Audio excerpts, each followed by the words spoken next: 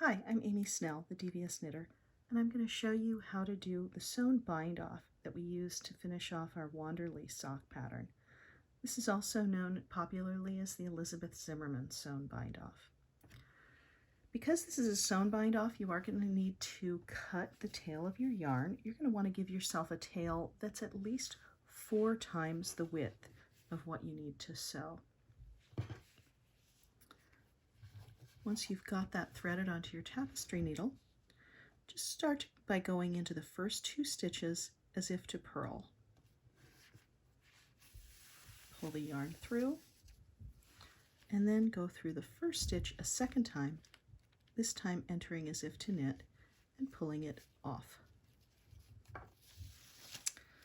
Just pull your yarn snug, and now go back through the first 2 stitches again as if to knit, and then the first stitch as if to purl and take it off. Continue across the row.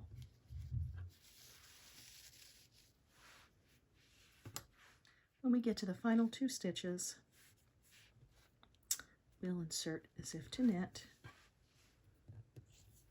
go through, insert as if to purl, take off, go back into this final stitch as if to knit,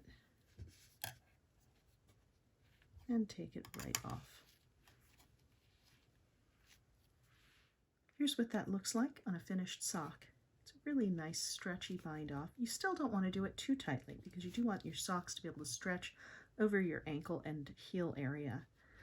These are the Wanderly socks. You can find that pattern on my Ravelry and Pay Hip shops, or find links on my website, www.deviousknitter.com. You can also follow me on Instagram and Ravelry as @deviousknitter.